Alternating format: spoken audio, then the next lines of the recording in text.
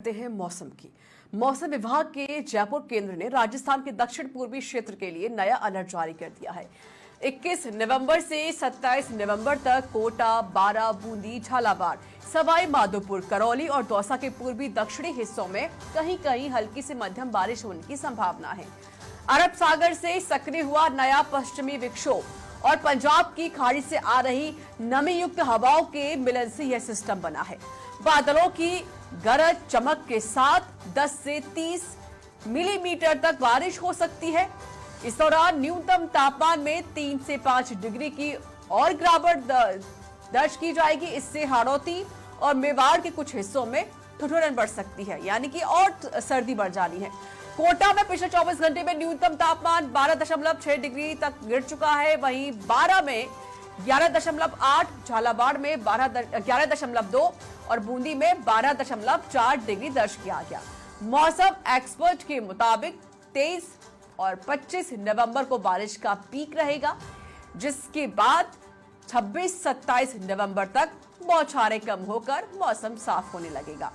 मौसम विभाग ने आमजन से अपील की है कि गर्म कपड़े के साथ और बारिश में बाहर निकलने पर सावधानी बरतें, गर्म कपड़े पहने, बारिश में घर से बाहर ज्यादा ना निकले, बीमार हो सकते हैं। 28 नवंबर से मौसम फिर से शुष्क और ठंडा हो जाएगा।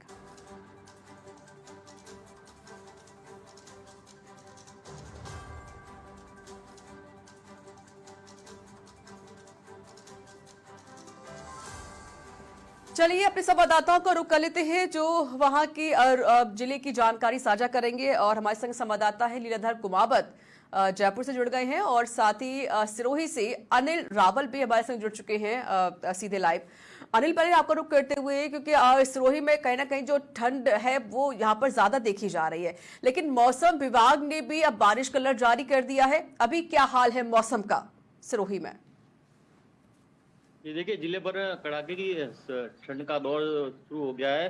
सबसे ज्यादा असर माउंट आबू में देखने को मिल रहा है, जहां पर जो तापमान है वो जमाव बिंदु पर आ गया है। कल भी तापमान जमाव बिंदु पर था और आज का न्यूनतम तापमान भी 0 डिग्री दर्ज किया गया है।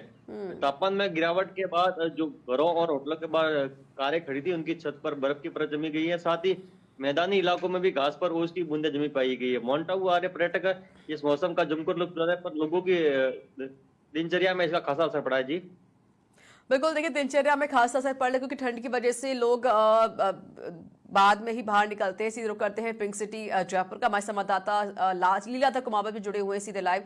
लीलाधर, अभी पिंक सिटी में क्या हाल है मौसम का, और अभी बारिश की संभावना भी व्यक्त की गई है 20 तारीख के बाद? जी बिल्कुल रिचा, बताना चाहूँगा जयपुर शहर का तापमान है वो 15 डिग्री के लगभग देखने को मिल रहा है। और जहाँ तक मौसम विभाग की जो जानकारियाँ हैं बिल्कुल सटीक नज़र आ रही है। और जयपुर शहर में देखा जा रहा है कि आज सूर्य देव ने भगवान अपनी जो किरणें हैं वो दिखाने का प्रयास करनी है। गुनगुनाता हुआ जो सर्दी है, गुलाबी सर्दी में अब फर्क करना शुरू हो गया है। और दोपहर में है जो बैठना है, मतलब 11 बजे तक, 10-11 बजे तक आराम से धूप सुहानी लगती है और उसके अंदर सर्दी से बचाव के लिए बैठा जा रहा है। और देखा जा रहा है कि सभी लोगों के द्वारा गर्म कपड़े पहनना अब प्रारंभ हो चुका है, बड़े बूढ़ों को लगा, क्योंकि इन दिनों क्या है जो सर्दी पड़ती है वो गलन वाली सर्दी देखने को मिल रही है। गलन वाली सर्दी होने के कारण है जो कोहरा है वो भी अधिक देखने को मिल रहा है। तो ऐसे में देखा जा रहा है कि मौसम विभाग के अनुसार अब जो बात करें 21 नवंबर के बाद है, यानी कि नवंबर का 30 सप्ताह प्रारंभ होने जा रहा है, तो उसमें देखा जा रहा है कि अब सर्दी का असर अधिक देखने को मिलेगा। और साथ ही यानी कि 30 नवंबर से और दिसंबर के पहले सप्ताह के बीच में अधिक सर्दी और पड़ने की देखने को मिल रहा है। और जहां तक कि हमने कल भी बात की थी, आज फिर बताना चाहूँगा, जयपुर नगर निगम की ओर से रैन बसेरों की व्यवस्था कर ली गई है। और जो जैसे SMS हॉस्पिटल है, कांवटिया हॉस्पिटल है, जयपुरी हॉस्पिटल में उनमें आने वाले लोग जो परिजन होते हैं उनको सर्दी का सामना नहीं करना पड़े, इसके लिए राज्य सरकार की ओर से भी गाइडलाइन जारी की है। उसके लिए जयपुर नगर निगम की ओर से रैन बसेरों का व्यवस्था की गई है।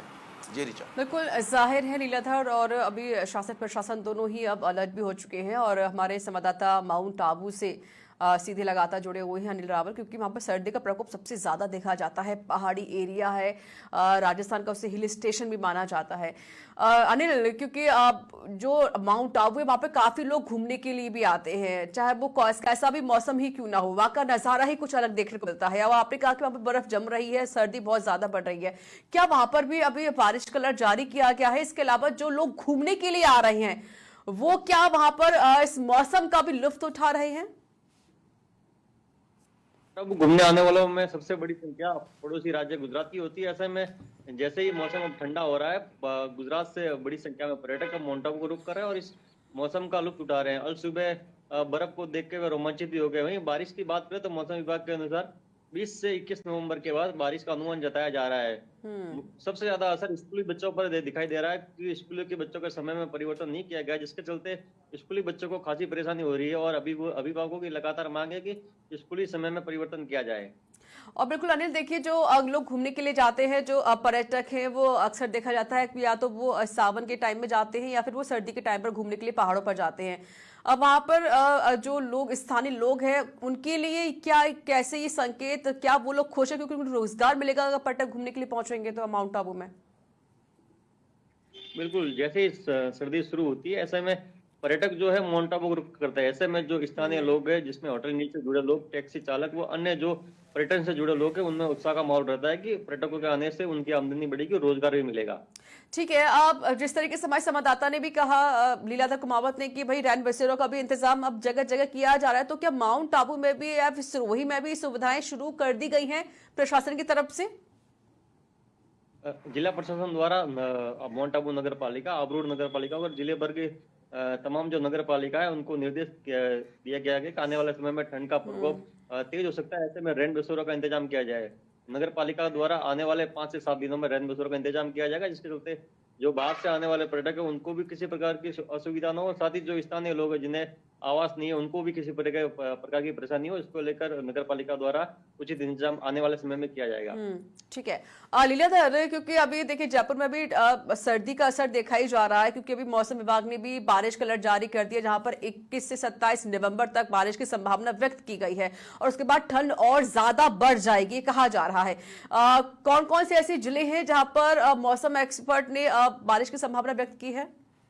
जी बिल्कुल बताना चाहूँगा। सबसे पहले बताना चाहूँगा कि आज जो 18 नवंबर को शीतलहर जारी की गई है, उसमें झुंझुनू, सीकर, अजमेर, टोंक और कोटा ऐसे ज़िले हैं जहाँ पर कि आज शीतलहर चलने की संभावना जताई गई है। और जहाँ तक आपने कहा 21 नवंबर से के और 27 नवंबर तक जो बात करें बारिश का मौसम है, जो परिवर्तन देखा जाएगा, सर्दी तो दिख जाएगा, उनमें देखा जा रहा है गंगानगर है, चूरू है, सीकर है और ऐसी कई जगह है कि जहाँ पर बारिश होने की संभावना। साथ ही हमारे साथी ने माउंट आबू से भी बात की। माउंट आबू वाले साथी वहाँ पे भी, क्योंकि सर्दी का असर, क्योंकि टूरिस्ट के हिसाब से माउंट आबू बहुत अच्छा शहर देखने को मिलता है। वहाँ पे नक्की झील वगैरह है, काफ़ी पर्यटन स्थल है। तो इस बार जो पर्यटन स्थल है, जो टूरिज्म सीजन है, हालांकि दिवाली बाद शुरू हो जाता है, तो इस बार जो टूरिज्म सीजन है वो मार्च अप्रैल तक चलने वाला है, क्योंकि साउथ का जो पर्यटन है वो इस समय आना प्रारंभ हो जाता है। तो ऐसे में देखा जा रहा है कि इस बार जो टूरिज्म सीजन है बहुत अच्छा देखने को मिलेगा। और जहाँ तक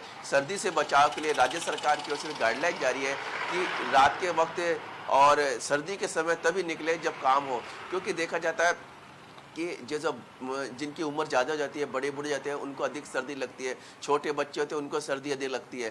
तो ऐसे में मौसमी बीमारियां होने का उत्पन्न लाजमी है, जिसमें सर्दी है, जुकाम है, खांसी है और टाइफाइड है, निमोनिया, ऐसी कई बीमारियां उत्पन्न होने का भी खतरा बना रहता है। जी रिचा। बिल्कुल लीलाधर, जाहिर है और ये भी प्रशासन भी कह रहा है कि क्योंकि रैन बसेरों की व्यवस्था भी यहाँ पर लगातार की भी जा रही है। शुक्रिया आप दोनों का हमारे संग जुड़ने के लिए, पूरी जानकारी यहाँ पर साझा करने के लिए।